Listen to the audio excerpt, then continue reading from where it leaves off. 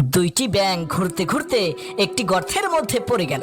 গর্ত থেকে বের হওয়ার জন্য ব্যাঙ দুটি লাফাতে শুরু করলো। তখন গর্তের উপরে থাকা কয়েকটি ব্যাঙ চিৎকার করে বলতে লাগলো, এই গর্ত থেকে বের হওয়া অসম্ভব। তবুও দুইটি ব্যাঙ কারো কথা না শুনে চেষ্টা চালিয়ে গেল। আর ওদিকে উপরে থাকা ব্যাঙগুলো চিৎকার করে বলতে লাগলো, এই গভীর গর্ত থেকে বেরোনো অসম্ভব, তোমরাও।